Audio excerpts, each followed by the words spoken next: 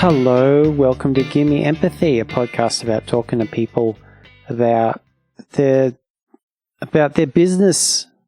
I'm your host, Scott Mercer, and this is episode 25. Yay, made it to 25 episodes. Thought I would take this opportunity to do a bit of a special episode, because 25 is a good arbitrary celebration number. More on that later. I got back from the coast yesterday, spent the long weekend down there with 5 of my previous guests, Harley Young and the Haymakers. So that's Ash, Ange, Murray, Philippa, and Harley. We were down there. We rented out a recording space down at Coolangatta and we've been recording demos and putting arrangements together for songs for Harley's new album, which we're going in to record starting next weekend. Feeling very happy, tired, productive, tired.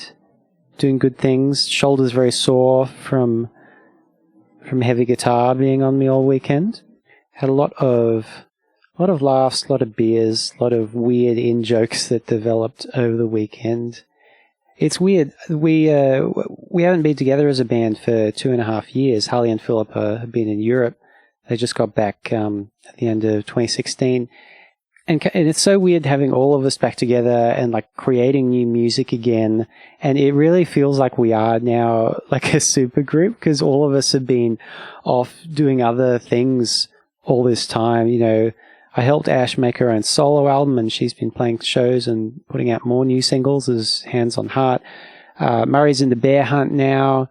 Ange was in Japan in a band called Monobrow for a while, and Harley and Philippa put out another EP. I've been playing in Wheel Want To, and now we're back. It's very much it's not just a bunch of us nobodies backing up Harley and Philippa before. I guess there's history, there's stories, there's anecdotes, there's stories from other bands we've been in that we're sharing. It's been great. It's been really great. So for this episode, I've switched up a bit. So normally I ask people I know a few impertinent questions and the conversation goes from there. But since starting this podcast, some of the feedback I've had has been that sometimes people want to get to know me a bit better. And I've specifically had several guests offer to interview me since I've started. And so for episode 25, I thought I would take one of them up on that offer. So for this episode, we'll be welcoming back episode 9 guest Jeremy Neale, the Reach Out King himself. He will be interviewing me. It was so cute. He turned up on the day. He brought this little notebook and he had all his little notes written out and everything. He really did his homework. I asked Jeremy to choose topics from the list that I give some guests. And we ended up going with what ended up a pretty chronological conversation because the themes were childhood and ambition. And that's basically all my life has been so far, childhood and ambition. I wasn't sure how it would go because I've interviewed a lot of people on podcasts and radio and stuff, but I've not been interviewed myself very much and never on my own. But it was really, really fun. I was surprised how easy it was, and I think it was actually very valuable because in addition to all these questions I'm asking people, trying to find out about their lives, now I also have an added insight as to how they feel being asked all these questions.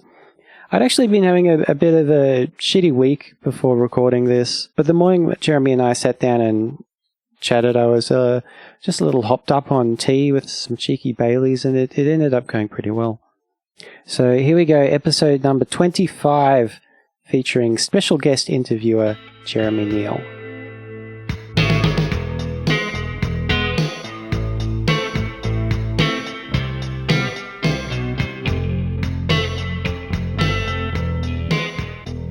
Well, I'll tell you what, Scott.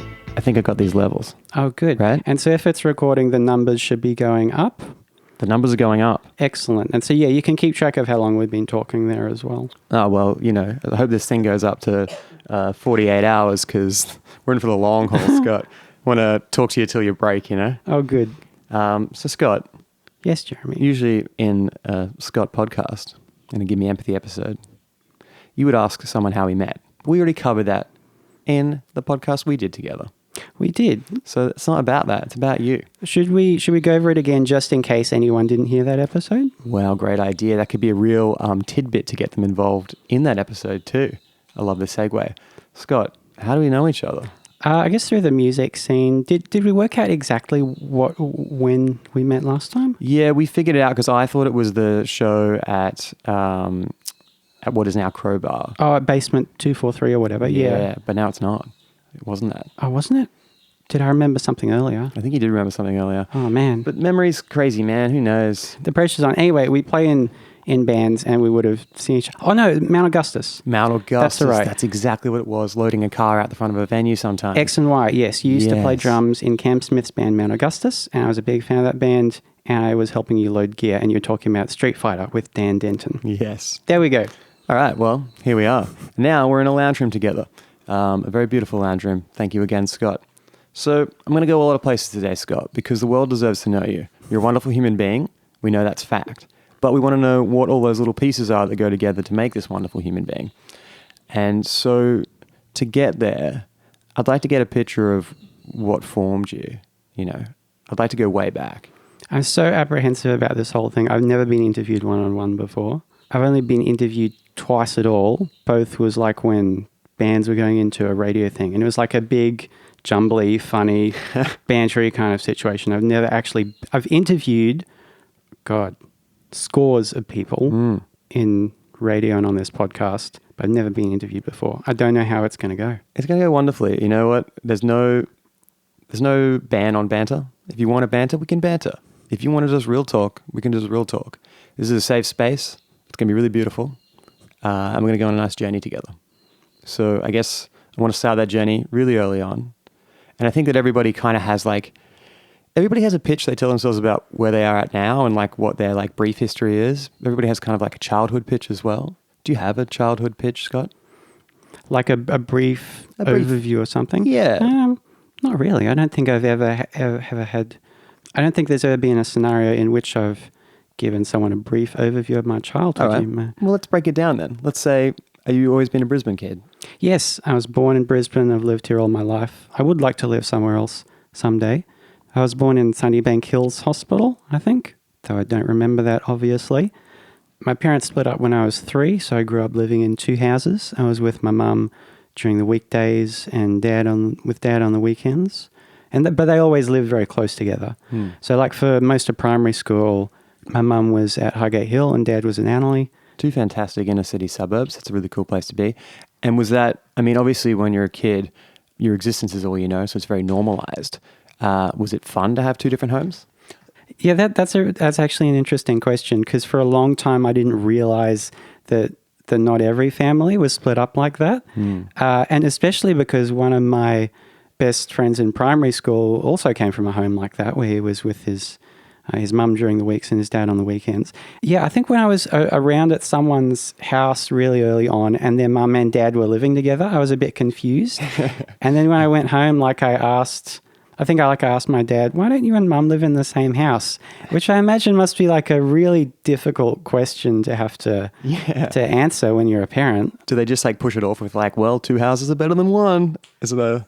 No, I think they explained it. That's nice that they weren't condescending at all about it. No, yeah. Just straight up. They just generally did not talk much about one another. Yep. Yeah, that's fair. I mean, I remember from an outsider's perspective, I was eventually a child of a broken home, but in the early days, when I'm 5, and it seems like a divorced, somebody with 2 separate houses of parents is kind of like the same kind of level of novelty as twins, or it's oh, that's cool. You guys have a twin. It's oh, cool. You have 2 different rooms. So yeah, I guess there were just funny little practical things you just did. You packed up your bag every Friday afternoon to go to dad's for the weekend, packed up the Nintendo every single week to cart to the other house. But then there was just some stuff there was in the other house that you missed, the cats at mum's, although dad had a cat for a while. She wasn't as cuddly. She had a lot of health problems, poor Bella. Yeah. Or just dad always had a computer, an actual PC. Oh, wow. With the internet and stuff back in 95. Yeah, just funny little practical things, or different things your parents cooked for you. But I never really thought about it as being a good thing or a bad thing. It's just the way it was, and I'd never known it any other way. And do you have a good relationship with your parents? Yeah.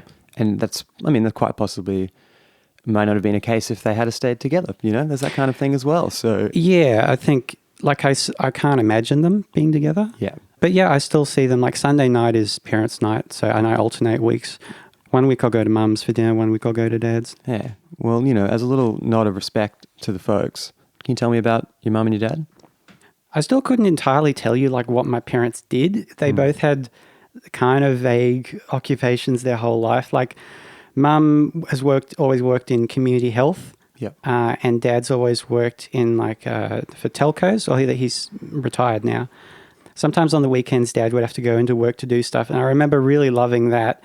He worked for Hutchison Telecom, which later became Orange and then 3. I don't know if 3 is still around as a telco. I'll never forget 3 though. Very powerful. I remember loving going into his work just because it was an empty building and we just play with the photocopier. I would just photocopy like maps out of my Donatopia books and stuff. But they had just like 9-to-5 jobs that I didn't understand for a long time. Oh, no. And were they hobby parents? Did they have like a driving force? Where they were like, I'm just working this nondescript 9-to-5 job so I can pursue my true passion. That's interesting. I never thought about that, but like, I guess as a child, you're kind of, well, at least I was so self-centered, you don't really notice. Yeah. All you notice is when they're doing stuff for you. Yeah. I mean, mum had like a few little hobbies. She was into decoupage for a while. Oh, yeah, totally. That's like a very 90s thing. Yeah. You had to be you couldn't have gotten to buy if you weren't. So yeah. That's good. I mean, Dad loves bushwalking. He still goes bushwalking a fair bit. And we used to, take trips on the weekends out to national parks and stuff. I feel like that generation, they're the masters of the quaint hobby. Yeah. Like such beautiful hobbies. Whenever I hear about something like that, like decoupage or like scrapbooking and stuff, it's just like melts my heart. It's so beautiful. It's so pure. It's so old school. It's so tactile. Yeah. Yeah. It's very, like meditative practices. They didn't know they were meditating, but they were. Oh, yeah, and definitely. with bushwalking as well, like the hobbies they've gravitated towards are actually like very helpful hobbies organically to lead a nice life. So your parents are onto it. So I guess then, you've got this childhood in 2 separate homes. You go to school. You don't go to 2 separate schools though, right? No, same school. In fact, fewer schools than most. I went to the same primary school and the same high school all the way through. Fantastic. How was your schooling experience, Scott? Do you have a good time? Do you enjoy school? I enjoyed high school eventually, but the tail ends were good. Like when I first started primary school and the end of high school were pretty good. Just, finding your feet. Not easy. Yeah. And the internal battles, I guess, that kind of go on as you're kind of learning yourself in those times. Yeah. It's weird. It's a very weird time, right? Yeah. It's strange. We don't have to revisit it too hard. I mean, I guess the only thing that may have led to where you are today from there, musically, were you involved in music right through high school? No.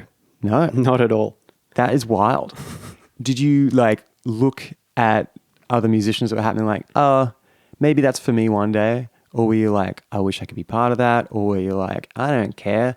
I'm really into X video game. Or, what was taking your attention then? Okay, so I think a thing that will make things fall into place is I wasn't a music kid. I was a drama kid.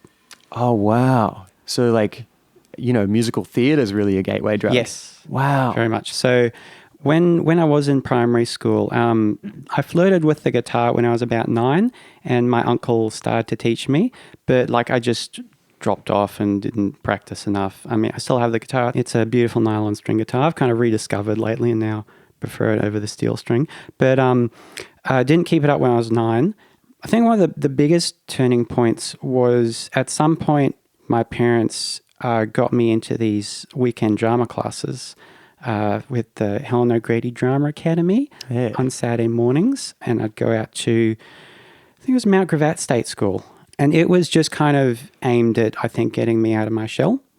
And it was basically just a bunch of drama games because there was no speech and drama classes in primary school. Of course. And it was just kind of aimed at getting me out there, really. And I went there for years. And eventually, by the time I got to high school, I was genuinely interested in drama and acting and playwriting and screenwriting and that kind of thing. So, yeah, my my extracurriculars in high school were very much drama based, and like drama was my favorite subject. Yeah, like I wrote in my spare time. I would like write plays and staged a musical, and yeah, That's incredible. What was so you wrote a musical? yeah. For a long time, I didn't like talking about this because it's embarrassing. It wasn't. I didn't write like the music to it because I wasn't into music at that point. But so we used to do school musicals once a year, but then I think it was like once every 2 years, and I just wanted. I think the previous year in grade 11, it was. Do you know Back to the 80s? Yeah, yeah. It was this jukebox musical that swept Queensland high schools in the 2000s. It was written by some guy up in North Queensland, and it was just like a bunch of 80s pop songs thrown together by a loose Grease-esque narrative. It was just shithouse. It was just awful. But I was in that. I played a teacher. And like I was talking to the head department of drama, and like she was saying they didn't have the budget or something to do a musical for the next year when I was going to be in grade 12. And I was like, I really want to see something happen. And over the school holidays, I think I like wrote an adaptation of the musical episode of Buffy the Vampire Slayer. Whoa. For the stage, and like there were elaborate charts, choreographing dances, there were stage directions. I incorporated like new songs from the follow-up episode from season 7. I wrote a whole new original song. I think I took it at the start of grade 12. I took it to the drama department, and like yeah, I can't remember what they said actually. It probably limited audience probably for that. Very difficult to stage. But they encouraged me to go do something else, and I just went and wrote this other thing that was a thing called Prison Idol. Wow. And at the time, Australian Idol was massive. Yeah. I was watching it every week, but at the same time, very easy to send up. The kind of show you watch with your family and like you take the piss out of it. And I wrote this parody of Australian Idol called Prison Idol, whereby 12 convicted criminals compete in a singing competition, and the winner gets to walk free and gets a recording contract. And it was like a jukebox musical as well. We just used pop songs and shit I was into, which was very limited at that time, like a weird mix of show tunes and some pop stuff. And it was a very dirty comedy, like lots of filthy jokes that I probably would not hold up today. And yeah, I wrote it and I took it to the drama people, and the HOD laughed at it and said, yeah, all right, go do it. Like she said, I'm not going to give you any money to do this, but you can use the drama facilities like at lunchtime and after school. And I was like, done. Hell yeah. So yeah, I cast it and yeah, I directed it, and it was like at the time, it was very, very fun. And we put it on over 3 nights around spring or so. And the first night was a total disaster. The school principal came, and he was overheard in the audience saying after the first act, like, how much longer is this shit going to go on? Whoa. It was really long. It was like 2.5 hours or so. And then like the next day was a Friday, and then we had, the Friday and the Saturday show. And we worked all Friday just like rejigging the entire thing, cutting all these songs, cutting lines left and right. And then Friday and Saturday were amazing. And it was really, really fun. Glowing reviews.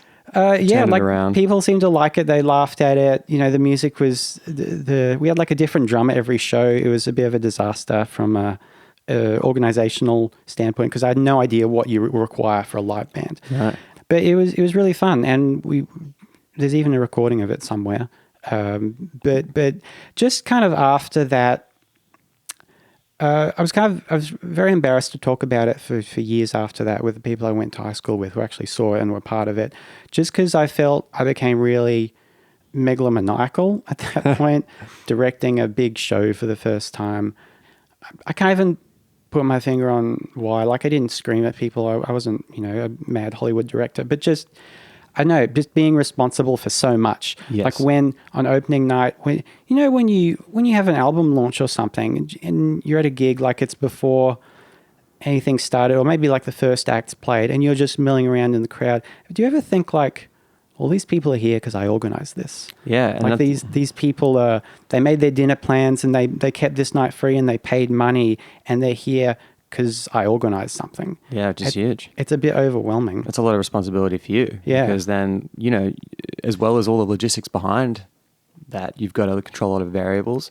You want to make sure everybody's having a good time. How do you make sure everybody's having a good time? There's a lot of pressure, especially to have on a, you know, when you're in high school, when you're managing a project like that, it makes sense that, you know, you would have had to have been that person to be able to pull it off.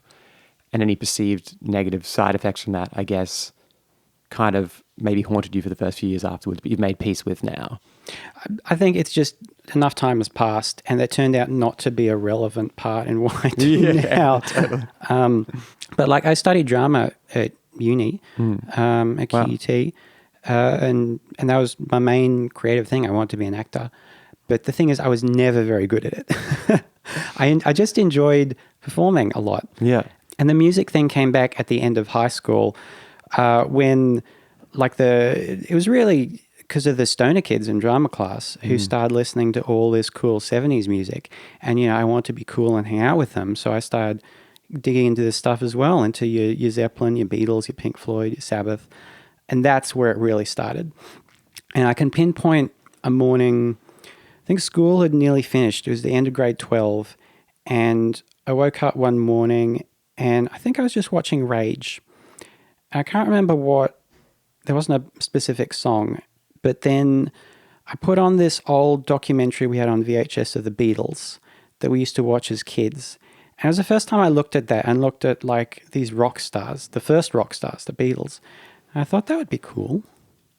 What a novel concept. Wouldn't that be cool to be able to do that? To these people screaming, to just not have to remember so many things on stage, not have to depict so much emotion in what you're putting out there as an actor, to just strum an instrument and sing a bit into a microphone.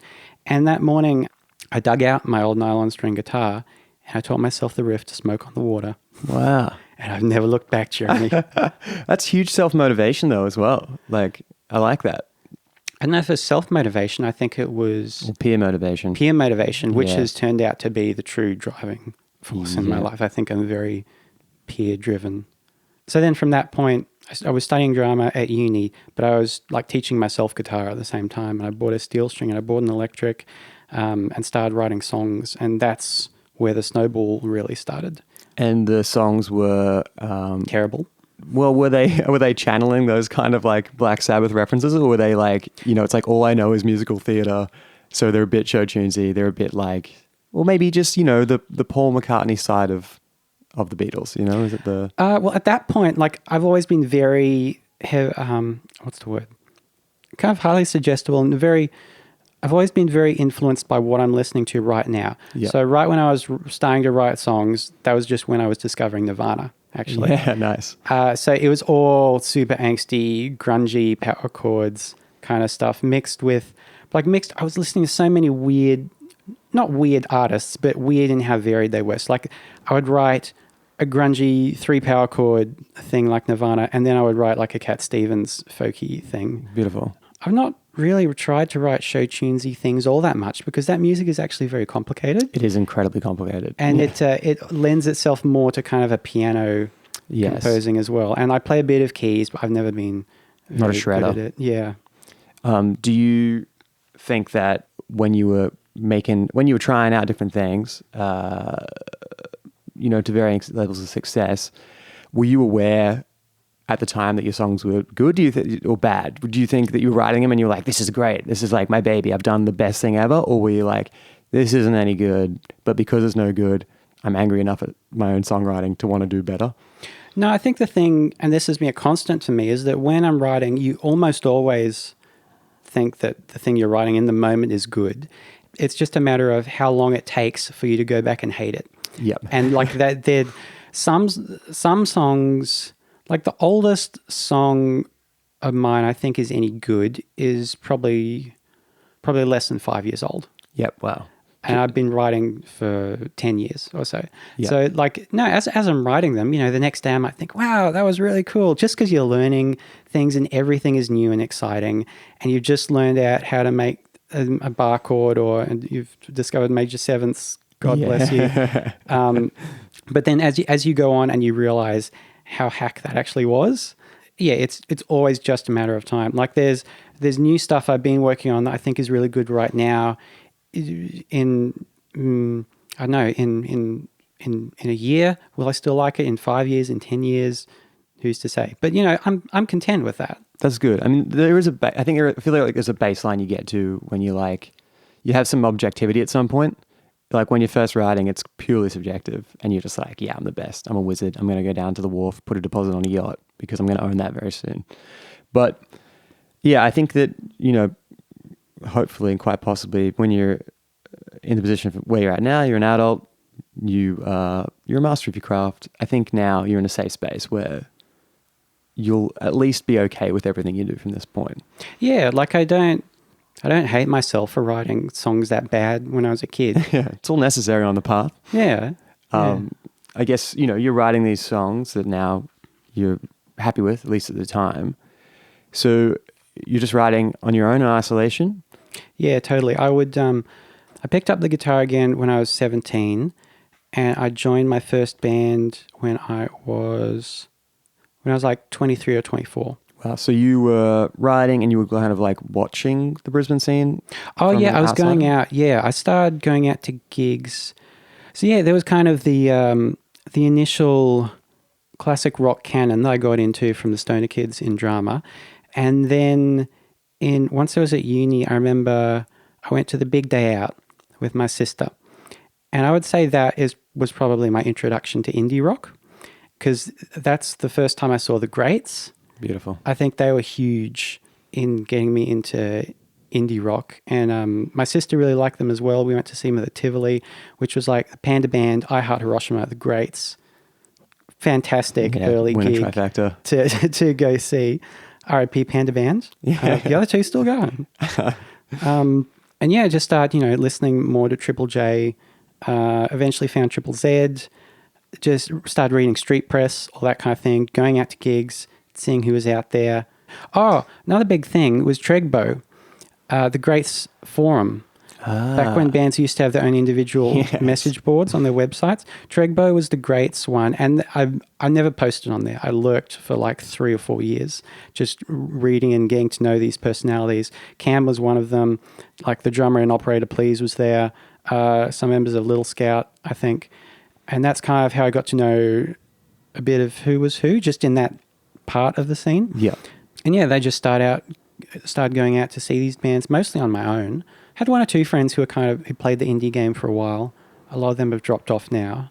Yeah, and gradually my songwriting began to reflect that more local stuff rather than trying to be Kurt Cobain. Brilliant. And then, so you're on this message board, you go into shows, you want to be part of the scene, you're like, now my songwriting is reflecting this. I really desperately want to get a band together now and I want to be a part of this.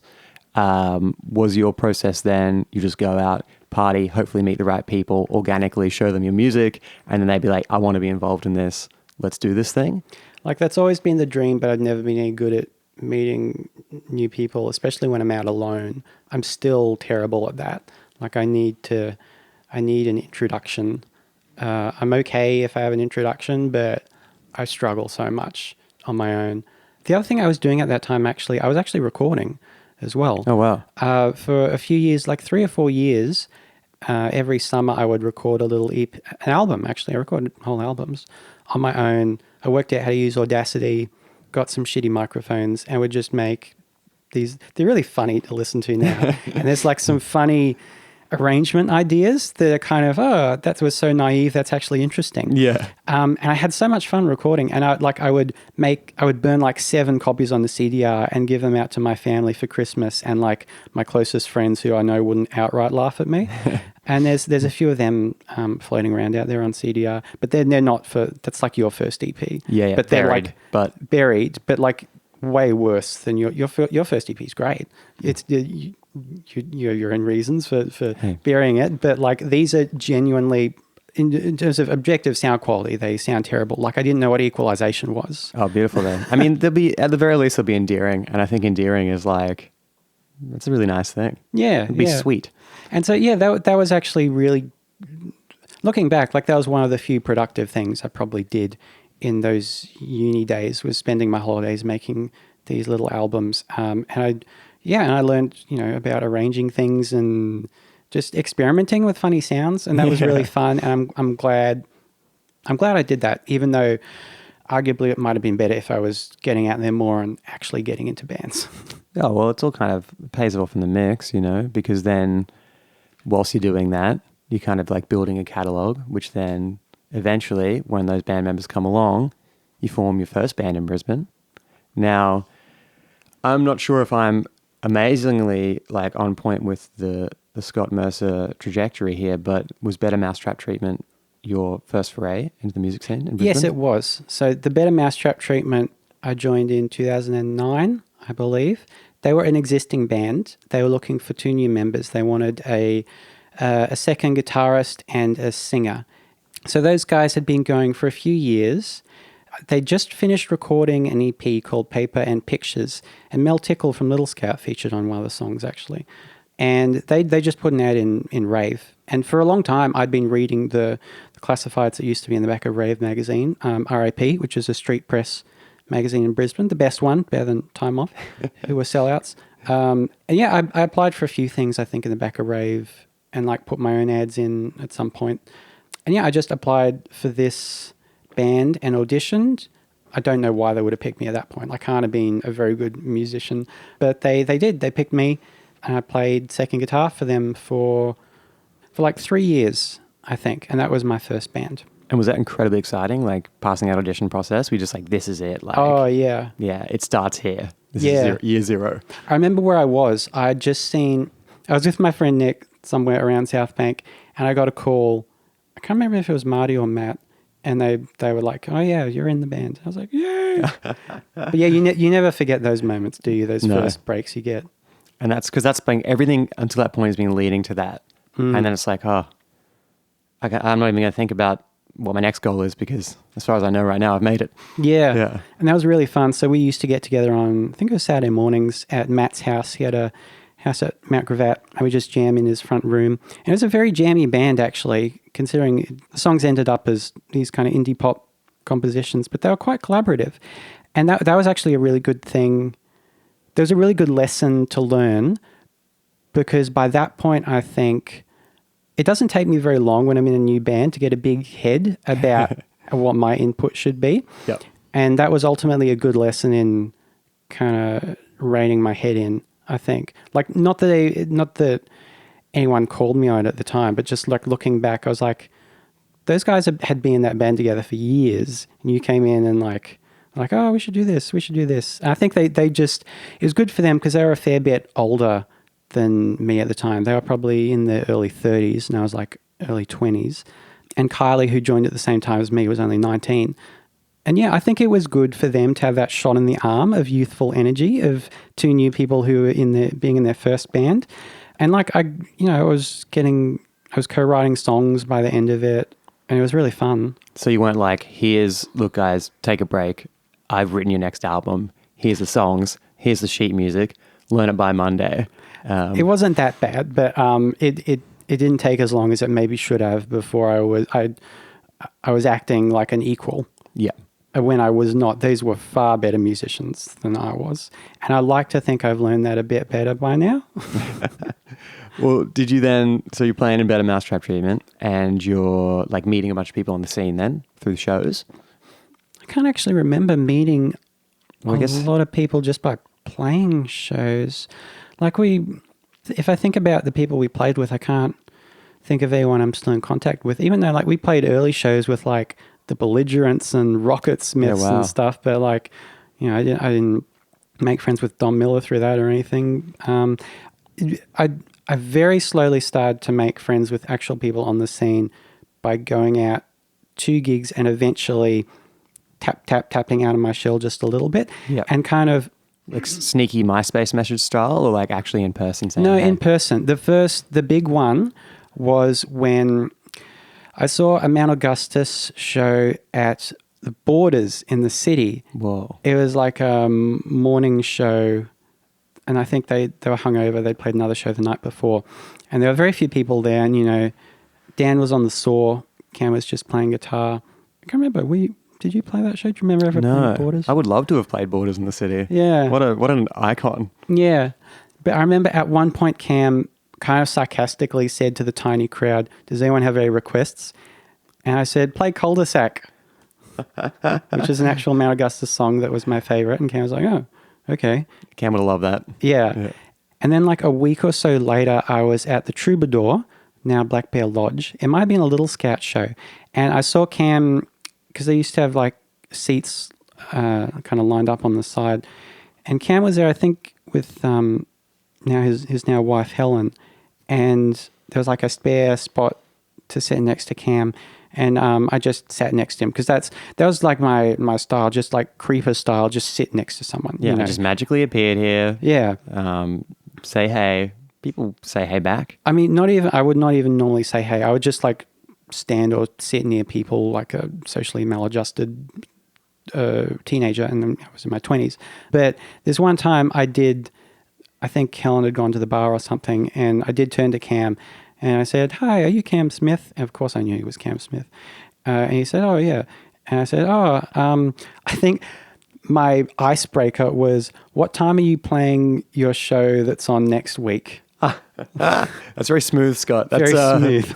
But it turned out Cam, like, he recognized me from the Borders gig and was like kind of amazed that anyone knew any of his songs, I think, and had requested it.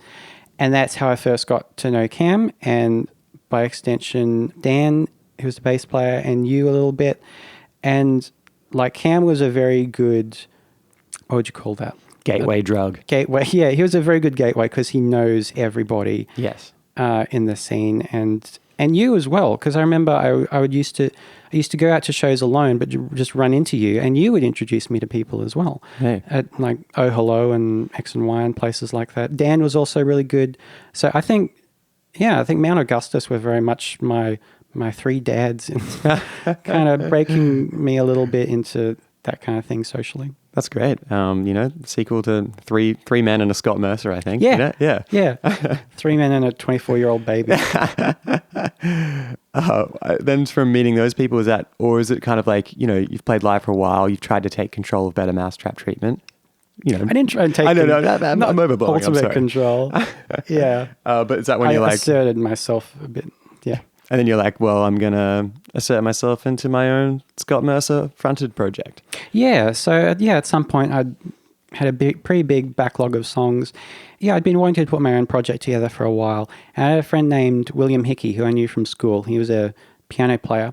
And he'd played in a band called Montpelier for a little bit. Actually, no, when they were called the Quills. Oh, yeah, I remember and then they the were Quills. called Montpelier.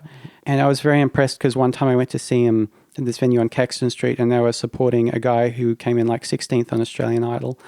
So I thought he was in. Yeah, this is the biz. That's a big break, man. Signed to Sony the next night. Yeah. And I was pestering William for ages to be in my band, and we would just jam stuff, me on acoustic guitar, him on keyboard. And eventually I put an ad in the back of Rave magazine for a drummer, because I figured, that's all we need. We don't need a bass player. William can do the Ray Manzarek and just use his left hand for the bass keys. And I believe Ash Shanahan was the only person who responded and showed up. I think someone else responded, but she was the only one to show up. It's very that's very Gumtree-esque, right? Yeah. Brave Classifieds is the original Gumtree. Oh, totally. I mean, it worked the same way years later when we did go for a bass player. Murray was the only stranger who actually showed up. So yeah, we started working on my songs and started doing shitty gigs at the Music Cafe with a K in West End. Remember the Music Cafe? Which played like, you'd play like an open mic the first time, and then if you were good enough, you'd get to, a shitty weeknight, but they give you $30 and a plate of food to play. I remember one time I found a toothpick in my spaghetti bolognese. It was a bit of a sus place, honestly, the Music Cafe. But I'd been playing solo open mic nights there for a while as well. Awesome. You would just get up and play 3 songs. I'd do like a cover and 2 dodgy originals. So I knew the place, and I knew Sandy, who kind of ran those nights. Yeah, we started playing gigs, and that was fun. That was kind of shamefully the first name of the band was Scott Mercer and the Cobweb Gallery. It's pretty great. I mean, you're getting the name Scott Mercer out there. But that was just when I think that was becoming unfashionable to have your name and the somethings. But eventually we changed that to Go-Go Fish, which is a much better Great name. Great name. I took it from the episode of Buffy. A lot of stuff back then was very influenced by Buffy. We had a lot of song titles and lyrics taken from Buffy episodes, which is a bit, I don't know how I feel about that now, that Joss Whedon turns out to be an asshole. But True. So there was an episode of Buffy called Go Fish where the swim team were turned into sea monsters. I was just going to call it Go Fish, but I did my due diligence, did a Google search for any other bands. There was an American a cappella Christian band called Go Fish. And we still to this day sometimes get the occasional like on Facebook, and I look them up and it's like a Midwestern housewife. It's like, you want Go Fish, this is Go Fish. I mean, that's a great market to kind of tap into if you can get some accidental likes, Oh, yeah. Because you might accidentally chart, Oh, that worked out pretty well. Yeah, and like it was really good having Go Fish and the Bear Mousetrap treatment operating at the same time. I think it's really valuable for everyone to have their own thing that they're in charge of and to be in another band as well. Yes. So that you don't try and get all your creative juju out in a collaborative thing that should be about, maybe that someone else is leading or that should be more collaborative. So you have your own thing you can be your own tyrant of. I think that's super important. Yes, yeah, totally. You want to be creatively fulfilled, and the only way to do that is just be calling the shots. Yeah. At some point. And then learning basic human interaction skills from compromise from other people. It's good. Yeah. I think you had the perfect balance there, Scott. What then, from that point, like when does 4ZZZ enter for you? So I'd been listening to 4ZZZ for a while, just, in the car. They had some cool kind of, do you remember when you were little and like the first time you listen to Zed, it's kind of scary? Yeah, it is scary. It's like, there's no rules. You know what I mean? There's no boundaries. So you're kind of like just flying out there in space and you're hoping that there's something that pulls you back in. Yeah, just because like the shows that are on are different every single day. You never know what you're going to get unless you follow specific shows. And even a lot of shows that some hew a bit closer to the indie rock, to the alternative mainstream than others. But even then, they'll throw in a curveball at you, like a freaky old Frank Zappa number or whatever, and it'll be like, what is this? But yeah, like I'd wanted to be involved for a long time. I thought it'd be really cool to have my own show. And eventually, I think I got to a point, I think something was going on with my tertiary studies, and I had a lot of free time for a while. And I was going for a lot of volunteer jobs just to get my Centrelink hours up. And not that 4ZZZ counted for Centrelink, but I decided I had a bit of time and it would be a good time to go for that. So I started off in the music department at 4ZZZ. I was helping process all the huge backlog of the CD library onto digital. That's a project I think took years. We've finished it now. So everything we ever had on CD accumulated over, at the time, would have been like the past 35 years, is now on our servers. And I was helping that, putting the data into the database and ripping the CDs in iTunes and all that. And it was actually I got a show relatively quickly. I think I was extremely lucky with my trajectory at 4ZZZ, and I know not everyone is this fortunate. But about 6 months after I started volunteering, I applied for my own show. So I put in a show application for a show called Only Talking Sense, which would have been a weekly long-form interview show where I talked to people on the Brisbane music scene, and which became the basis for my first podcast. Yes. And looking back, that would have been insane to try and do as a weekly radio show. So brutal. Just nuts. But and I did not get that, thankfully. But I was offered a slot on another show called Exit Stage Z on Saturday afternoons because a couple of people were about to leave. It was a show, I think it was started by Darren Murray, Jodie Biddle, and Josh Donnellan. And Dara and Jodie were leaving that show. Dara then went on to found the Live Delay Show, Triple Z's live music thing that's on Z Digital, that's now run by Branko Kosick. So yeah, I joined that show with Josh I think my first show was in February 2013. Yeah, in February 2013. And then that show runs for a while and you're like, it's time for Scott to step out on his own. No, I'm still at that show. So you have just taken control of the show. Well, Josh left the show last year. of his own accord just to spend more time on his writing and getting work done for his mortgage. And I did the show alone for nearly a year, but now we merged the shows. We merged with the show that was on before us at the local. So now the former host of that show, Domenico, is now on Exit Stage Z as well, and kind of brings the kind of community focused content from his past show to Exit Stage Z, which is great. And also because he was in a similar position, he did at the local for a long time, and he also had his co-host leave. So, and he was doing his show solo for about the same time I was. And it's just better to have someone to bounce off. Yeah, totally. And it's been great having a co-host again. The first show we did together, it was like, this is fantastic. Yeah. Well, I think what we've just done now, Scott, is we have a really great picture of where you've been to get you where you are right now. I'm just going to film And we're going to have a tea break because then we'll get started right back into the future and the present. So are you on TV like right now? I think I just finished. Yeah.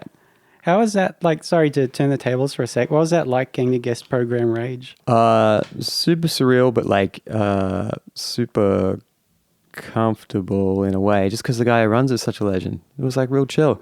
And I'd gotten a very early morning flight into Sydney, so like, and I hadn't had much sleep, so everything seems like hyper real then. So it was just bizarre. But it was great. Yeah. I haven't watched it back. I might have said something good. I might have not. I don't know. Is the room like really small where they shoot it? Yeah. Because Ash and Ange got to go down and just, not to program obviously, but just to introduce a Go-Go Fish video one time. Oh, that's awesome. And they got to sit on the couch.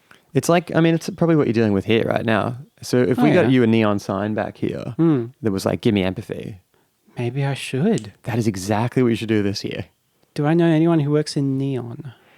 If anybody's listening and they work in neon, get in touch. We want some hugely discounted neon. So do you get to choose, are there any guidelines into what videos you choose? No, you just got to choose 2 of your own and then you can just go to town. Wow. So I wanted to keep it a little bit local and then also, yeah, it was pretty local actually. I did include Eddie Murphy's Party all the time, but that was always going to happen. It just brings me joy. And I think you got to try and bring joy where you can bring joy. Yeah. Wow. Cool. Was that like a bucket list thing? It really was. Crossed off? Yeah. It was like when I was doing the new record, and I sat down with the guys at Remote Control. I was like, "Here's what I'd like to do," and it was like number 2 or 1 or 2 was like host Rage. Yeah. So I think I had an actual list like that when I was like 21 or so of like ultimate mega goals to accomplish like that, like play the big day out. Guest program Rage would probably have been on there. That's awesome. I think at one point I wanted, like, I never seriously thought this could happen, but my mum's favorite Bob Dylan song is Forever Young. And I wanted to be in a position by the time she got to her 60th birthday where I could ask Bob Dylan to sing it to her on her birthday. That's like the sweetest, like reason to want to achieve anything. It's just like, I want to do something nice for my mom. I think it's like almost in this like Twitter age as well. Like there would be some like kind of level of celebrity that with the right compelling argument you could get to do that. Maybe not Bob Dylan because he's not, huge on the Twitter. I wonder what's like the biggest favor he's ever done someone like that. Yeah. That would be a great question to ask. I reckon we would be surprised what he would have done for someone. And if they're a humble person, you'd never know because they never put it through their like PR chain as well. I wonder whose favor was called in that got him on Dharma and Greg. Yeah. Was it a Dharma favor? Was it a Greg favor? We'll never know until next week's episode when you're interviewing Dharma and Greg. Or Bob Dylan. Or Bob Dylan. Or all 3, kind of a panel show. Yeah. Well, I guess this perfectly segues, Scott, into the now, right?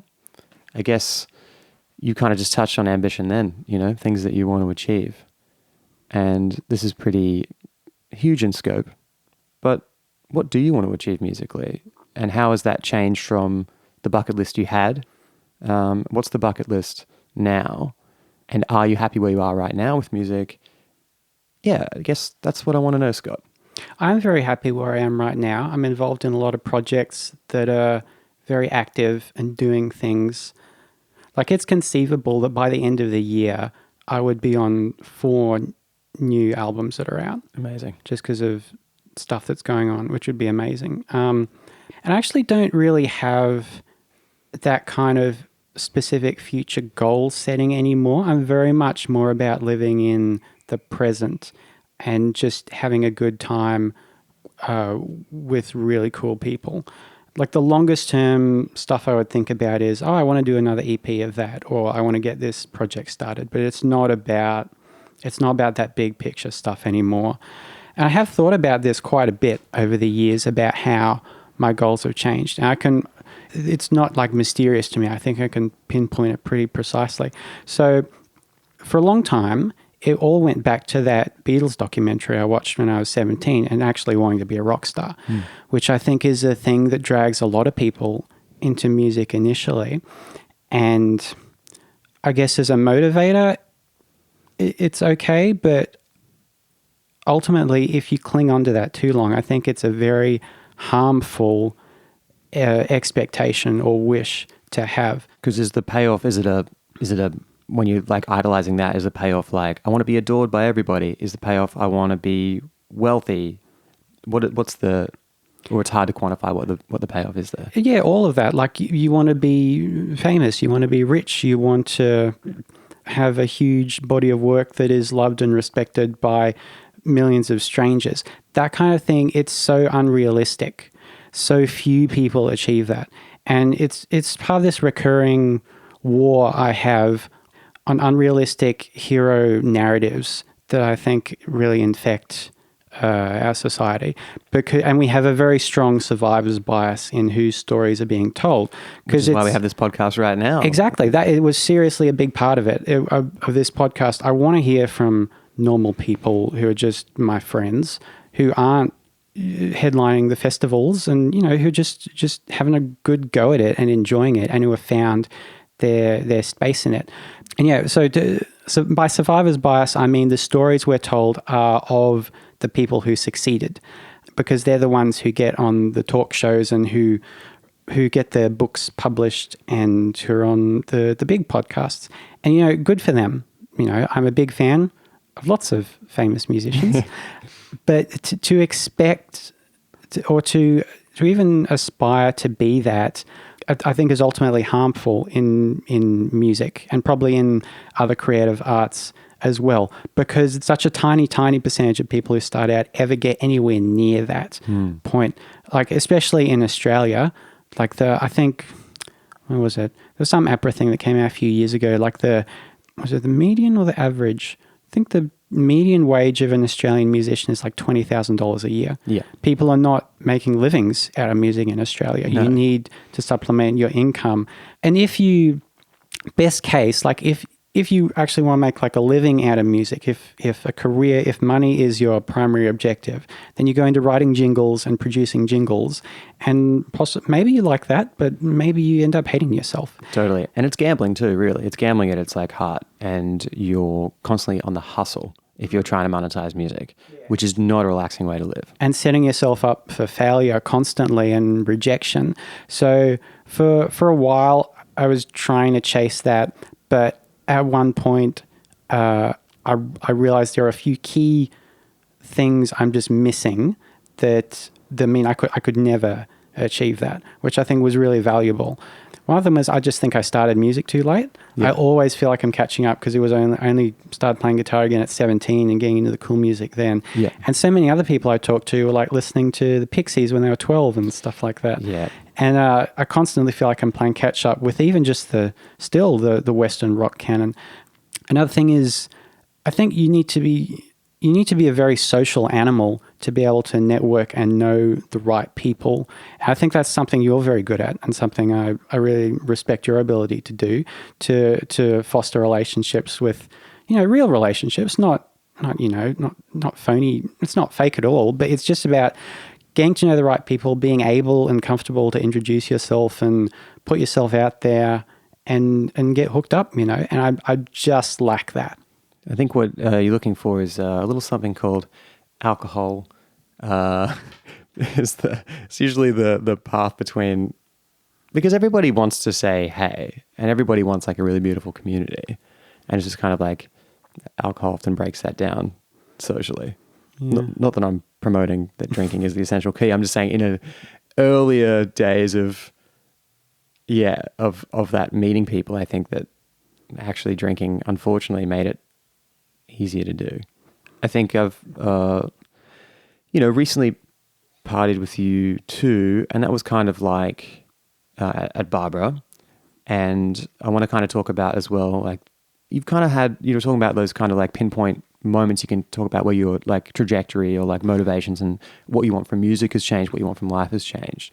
When we were partying at Barbara earlier in 2017, you kind of let me in on what had been going on in your life, and the diagnosis you just gotten with MD, which I guess was a huge shock and has changed trajectory and perspective entirely. You also had the end of a long-term relationship in 2017 as well.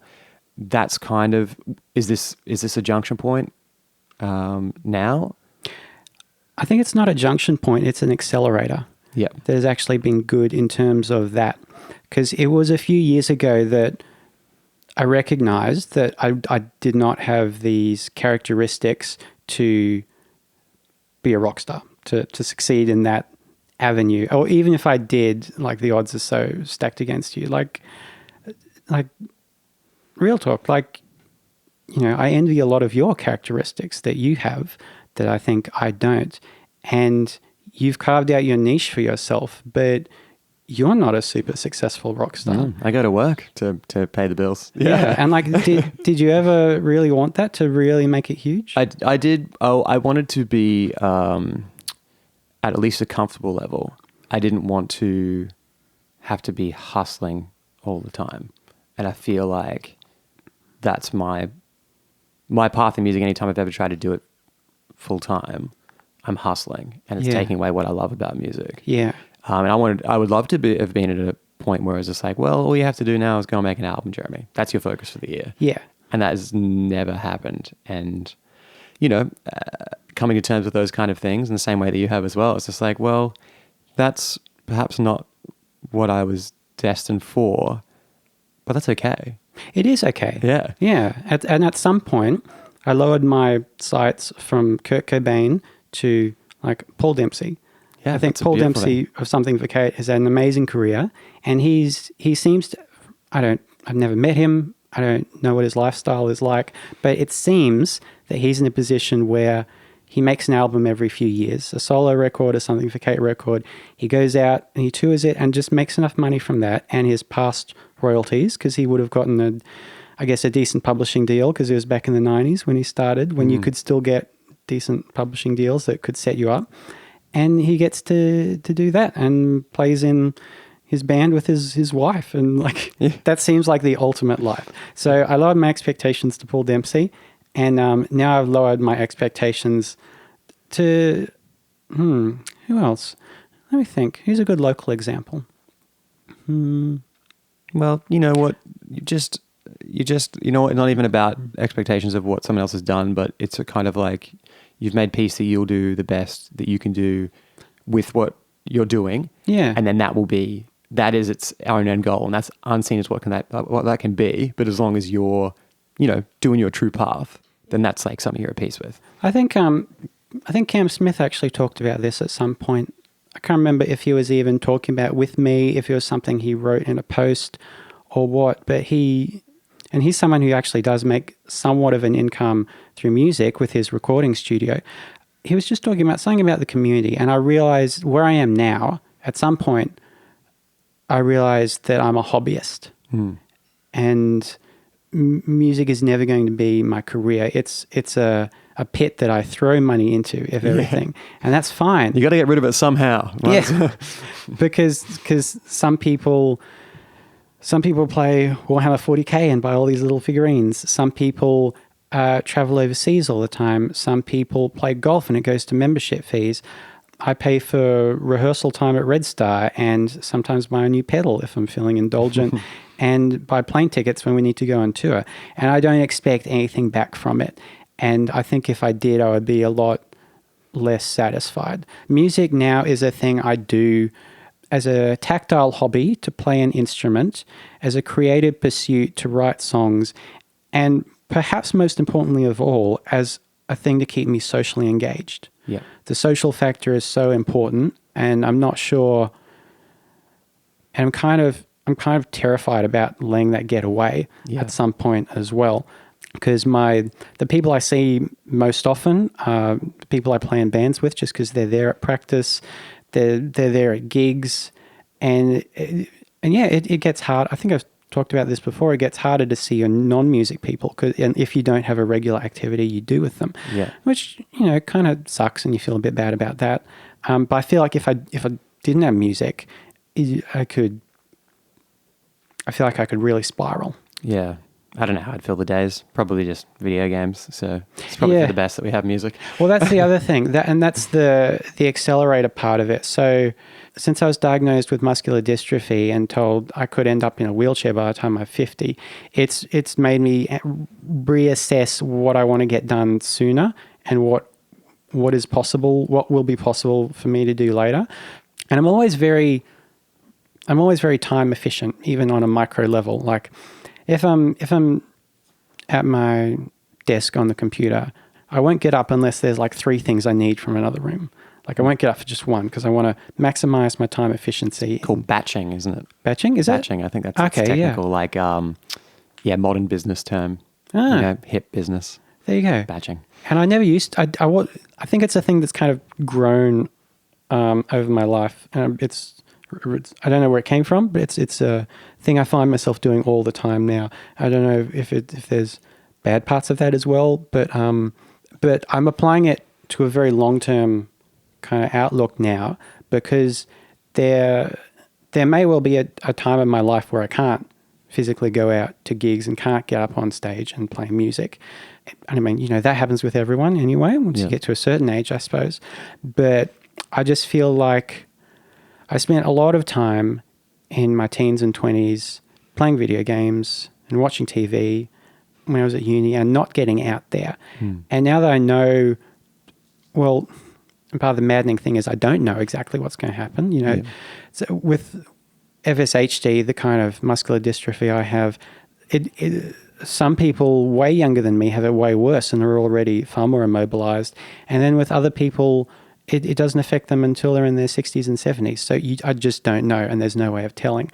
But I just want to make sure I get as much active stuff done while I'm still physically able.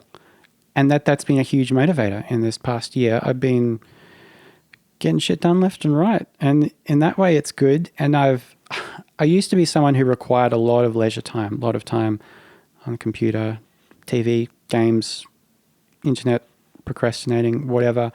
And I'm watching a lot less TV. I'm not really playing any games anymore. When I get home, I recently discovered putting another pot of tea on as soon as I get home gives you a whole second wind to do productive shit. So I feel like I don't stop working when I get home from work. Yeah. Like, work's the thing I have to do to put this roof over my head and the food in my belly. But the real work begins when I get home. And it's been kind of full speed ahead. And and sometimes when you hit a wall, like if you're trying to do something creative and you just can't get anything done, that's frustrating, because I think I'm putting more pressure on myself these days. Yeah. But I think in 20 years' time, I'm going to be grateful that I did. Yes. Because I have a strong feeling there's going to be a long time in my life I'm going to have where all I can do is sit in front of a computer. Yeah. So I'm just stockpiling stuff. For that totally. Time. How good's VR going to be by then? Anyway? Oh man, so it's going to be crazy. And I'll have all these TV shows backed up. I'll have all these video games in my Steam library that I never got around to, and I'll have all this time. Yeah. So it's maximum Scott out in the world time right now. Yeah. And if it's accelerated, I guess, your passions and your hobbies. And I don't know if this is part of your trajectory. Like, do you see yourself? Are you a future family man? Are you a married with kids kind of guy? Are you just like a... I don't think so. Because FSHD is a hereditary disease. And if I were to have children that were biologically mine, there would be a 50% chance of it being passed on. And some people, like I see in the FSHD community online, some people choose to have kids knowing that. I guess I can't tell anyone else how to live their life. But for me, I think it would be irresponsible for me to have children of my own. But even before being diagnosed, I was never a person who really thought I would have kids. And, I'm at the age now, a lot of people I know are having kids. I spent some time with my niece, who's nearly 2, over Christmas. And, that was great. Being an uncle's cool. But I just don't know if I really want the lifestyle of being a parent. Yeah. And I think that's totally fine. And I just think not everyone is necessarily cut out to it. And there's perhaps a bit too much pressure on people, especially women, to go into parenthood. Marriage, maybe, meeting the right person's fine. And it may well be that, I meet someone who already has kids and Totally. I'll be a stepdad, and that's fine. Yeah. Well, it's bigger picture stuff. The future is unknown, but we still make, we still have an idolized future version of ourselves. Do you know what that idolized future version of yourself looks like? Or are you already on that path and so organically you're going to be there? Yeah, I don't think I really think about future Scott that much anymore. It's much more about living in the present. Let him and his Robocopness dissipate.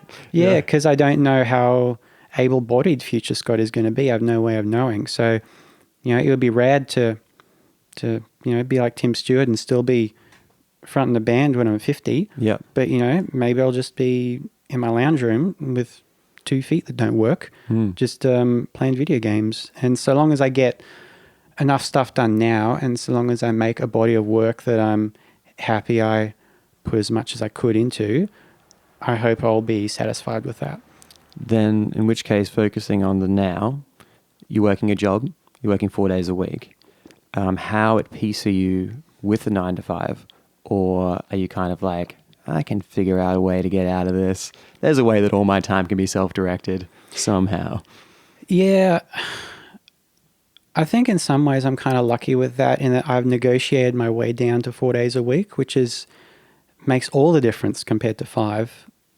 Just having another day to get your house shit done and do creative things.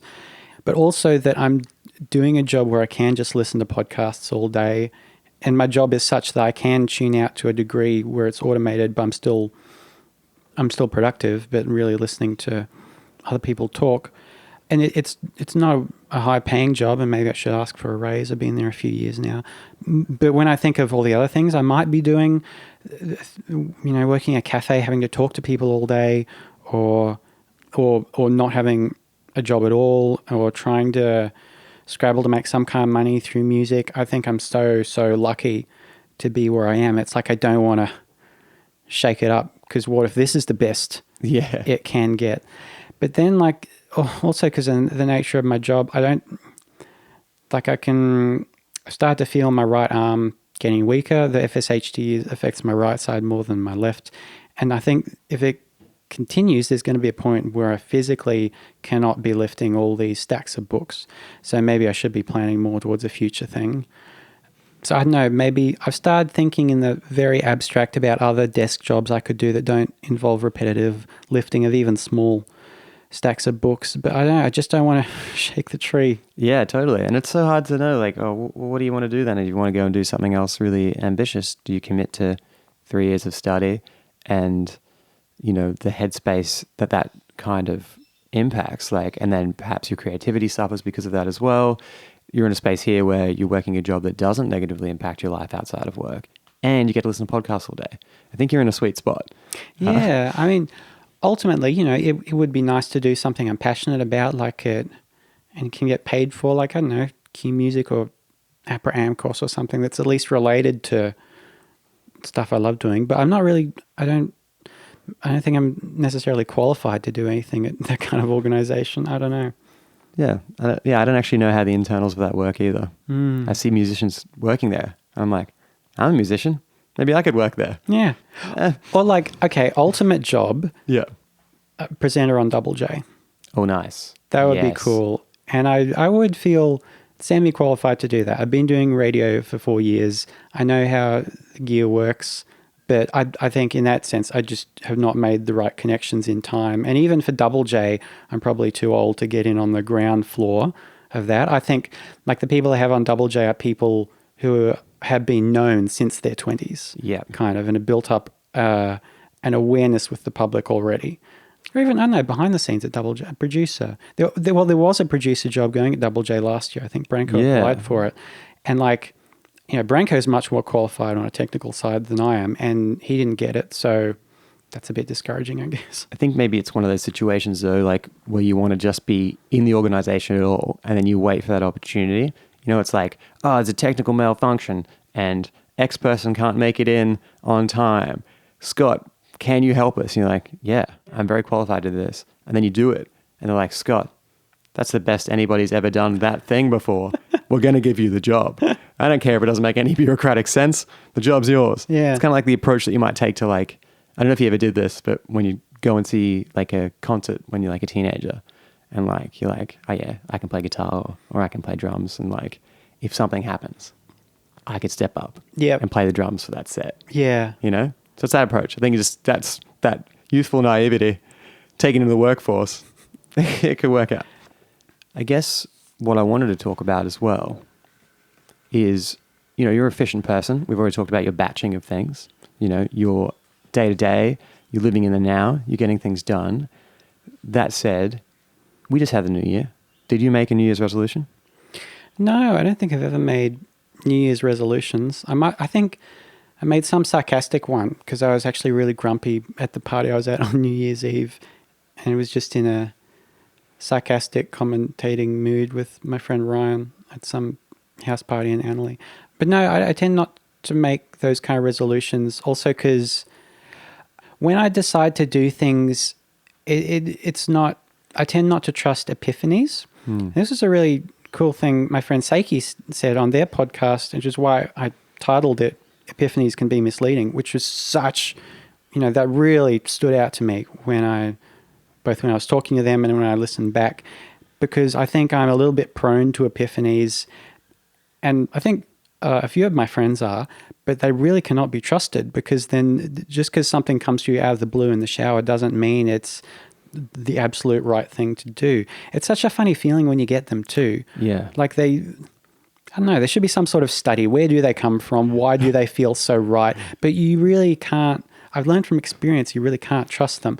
So for me, when I'm going in a new direction or starting a new project or something, it tends to be something that very slowly crystallizes in my mind over time, that like comes from a little idea, and then it's like, oh, well, yeah, well, what if this happened, and what if you could do it this way? What if you got this person involved? And yeah, you could work it around this, until eventually I make some kind of commitment, like I'll book some studio time with someone to work on a recording project, or finally push the button and ask someone, do you want to be in this new thing with me?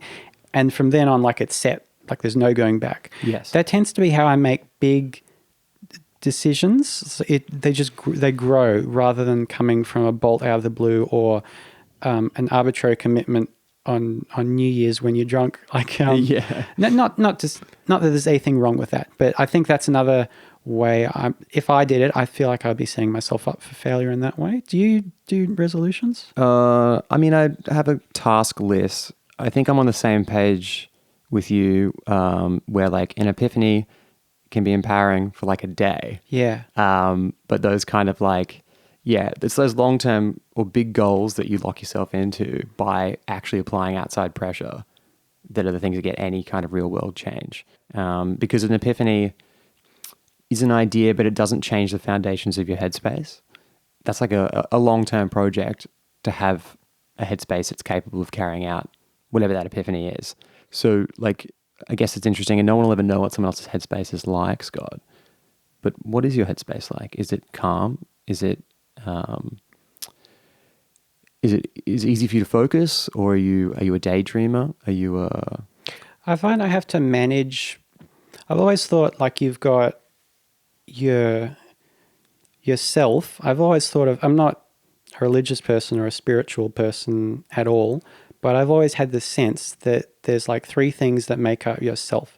There's your body, which is a physical thing. There's your mind, which makes the decisions. But then there's also your brain, which is kind of physical and kind of non-corporeal. And I feel like my mind has to manage my body and my brain in terms of activities and forming habits and giving it the right fuel and stimulation, and like even with physical things like food and caffeine and alcohol.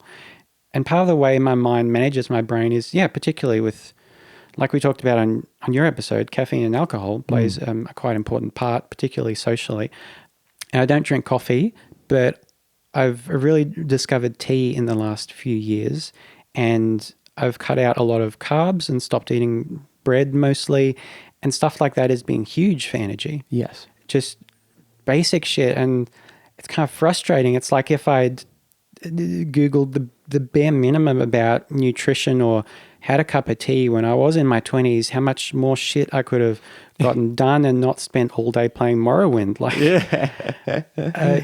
but you know, I don't think too much about the past in that way, but I really manage myself that way these days. So yeah, like at work, having a cup of tea in the morning and another at lunch really helps me not just focus on work, but just feel better about it. Because like if I go out in the week and I have a few drinks and I have a hangover, it doesn't impact my work that much. I don't care about it. Just makes time go so much longer. Yes. And I find being focused and alert and awake at work makes the time go by faster, and so I can get home and do more important shit. And more recently, as I said before, discovering have another cup of tea when I get home, whereas previously I would have just felt like flopping down watching 3 hours of TV. Yeah. Now I'm like, okay, no, I can focus on this. I can get an hour of podcast editing done. I can send off these emails. Might even, if I'm in the right mood, might even try and write a song.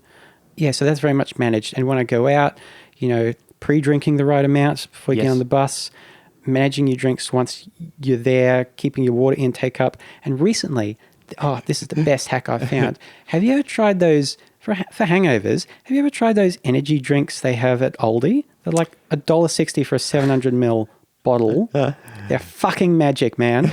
You've got everything about how you're doing everything now is so efficient and beautiful. Oh, and yeah. Aldi is like the final piece of the puzzle. It is. Yeah. And yeah, like food, you know, since I've been living alone, having to finally cook for myself, the most efficient, you know, cost-efficient way is to cook for yourself and not, you know, get in all these new Uber food services, whatever, or get too much takeaway.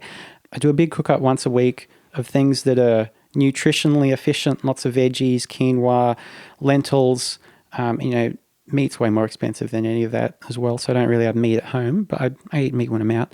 And yeah, meaning I could just stick it all in the freezer. That's like cook up about 10 days of dinners at a time, which, you know, saves more time when I get home. I do manage myself a lot. And once you get into the habit of that, it's a lot easier. But then to your question about what your headspace is like, there's still things I feel like my mind can't control to do with mood sometimes. And I don't know why it happens. And so, yeah, it has been the new year, had some time off work, had a big list of stuff to get done. Just had a bit of a rough time over Christmas, the New Year. I don't know why. Yeah, no external factors. It was just internally felt. Like there's some things nothing really happened. I kind of had to, I don't know. No. Mood is a mystery. Mood really is a mystery.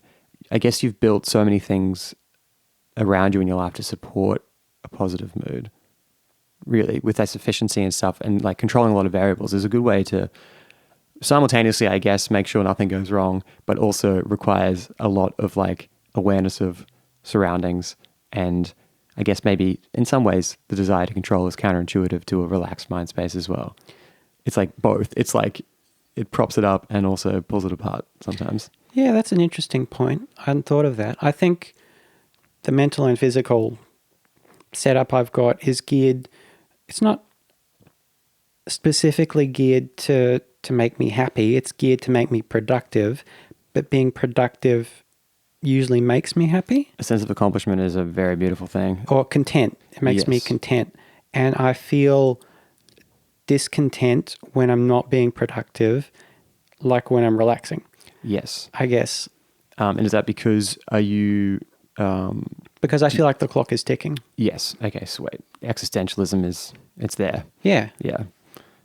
I guess moving forward, in terms of, being productive in 2018, I think you let it slip just before that there might be a Scott Mercer solo project. Yeah, that's one of the things I want to get back to, because I started a solo project called Lunar Light Rail back at the end of 2016. The initial idea was and this was an epiphany thing. Yeah. That totally fell on its face. No staying power. Yeah. So I was going to, rather than working towards like a big album project, I was just going to, every 3 months, and that was every 4 months, and that just didn't happen. I was just going to take the best song I had that was finished and go in and record it and put it out as a single. And that was a thing that came to me in an epiphany moment. And I put out the first one and then just got too busy with other things. I've not done anything for Lunar Light Rail since then. But then, so I'm thinking of booking in some studio time, and because I've got a few songs together that are very thematically stuck together that I think would work well. So, I'm going to book in some studio time and get that done this year. That's very exciting, very fulfilling. And I guess what I want to ask is, at the end of this podcast, Scott, I'm going to ask you to perform a song. And I'm wondering if the song we hear is going to be part of this solo catalogue. Yes. So I was trying to think about this. I don't know if I want to do a new one or if I just want to do that one I released already as Lunar Light Rail, because that'll be easier. I want to give you options. I'm gonna say we're gonna record both of them. Oh, okay. And then we're gonna if I give it a sign off and be like, you know what, that new one is beautiful. All right. How can we roll with it? I think the All right, people are you ready. choose. Okay. So let's do them both. All You know right. what I mean? I want to say, before we wind up, before I say thank you, is there anything else that you want to say, Scott? You run a wonderful podcast here. I love it. I'm about 10 minutes off finishing the Tim Stewart episode, which I'm loving so far. I've had a great time over the last couple of weeks catching up on what I've missed out on. It's a wonderful podcast. Is there anything that you want to say about the podcast? Are there any questions you wish that I'd asked you? Your new catchphrase, you want to debut it? We got your life hack in there, Aldi energy drinks, for anybody who might have missed that. Hangovers, yep. That's a huge question, you know? It's like that same kind of thing whenever if someone asks you about music and they're like, give us your craziest tour story from the road, and then your mind goes blank. Yeah, it's a bit like that. I mean, fortunately, you've got the falling out with Harley as like the crazy tour story. Yeah, but that was pretty... I don't have the crazy tour stories. Don't worry, I'm not asking you the crazy tour story question. That's an impossible one to answer. But unless there is one. I'll give a... I can't tell this whole story right now, but in a future podcast, I do want to tell the story of the time I broke into Splendor in the Grass. Whoa. I'll give you a teaser. That is an excellent teaser in a fantastic way. Because it's a long story. It was a great way to end. Was being a beautiful talk. Scott, thank you for sharing your history, your present, your future. It's all very exciting. No matter what happens, you always got a friend in me. And I hope they always have a friend in you. So until next time, I guess, stay you. Aww. I normally just look around the room for those. Oh, yeah. I mean, otherwise I would have been like, stay ironing board. Wait, don't do that. I mean, you take like, because they're all nouns, you got to take it from there. So like ironing board, ironing clothes, starch, stiffness. Stay stiff. Stay stiff. That's maybe an inappropriate one, but that's normally how it works. It's nice to see behind the scenes of the magic. Oh, yeah. Well, Scott, you know what? Would you like to play us a song? Yeah, okay. Can't wait. All right. Let's do this. Scott, what's this song called? This song is called You're My Favorite. It's the first and only Lunar Light Rail song so far from my little solo project, but there will soon be more songs to join it, hopefully. If I keep rolling around this goddamn town, I think I'll rust on. Keep filling my shoes with glues and leave me alone. No map and no clues. Hey you, yeah you with the face and your op shop t-shirt. We should find a place where I can tell you that you're my favorite. You're my favorite. You're my favorite.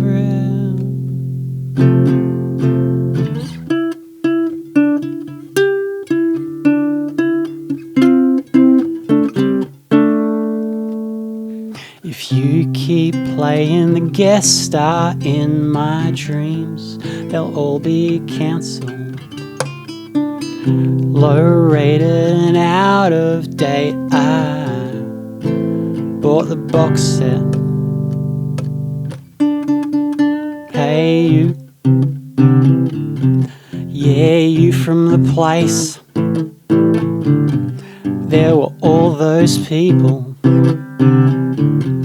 floating out in space, but then I saw you and you're my favorite. You're my favorite. You're my favorite. If I keep you, will you say you'll keep me too? If I keep you, will you say you'll keep me too? If I keep you, will you say you'll keep me too? And if I keep you, will you say you'll keep me too? If I keep you, will you say you'll keep me too? If I keep you, will you say you'll keep me too? If I keep you, will you say you'll keep me too? And if I keep you, will you say you'll keep me too?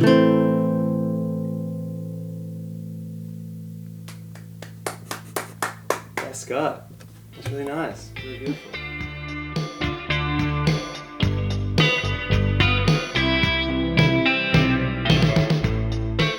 Thanks for listening, and thanks to Jeremy especially for taking the time to interview me. I know he's a very busy boy, but he was great. We should all be so lucky to be interviewed by the lovely Jeremy Neale someday. His new album is out. It's called Getting the Team Back Together, and it's pretty great. It's available in all the places. And if you've made it through all 25 episodes of Gimme Empathy, then you get achievement is unlocked. You get a trophy. You just have to make it yourself, and I'll sign it if you bring it to me. That's all for this week. Gimme Empathy Podcast at gmail.com, at Gimme Empathy Podcast on Insta, all that stuff. Here's to the next 25, and like Jeremy said, stay you.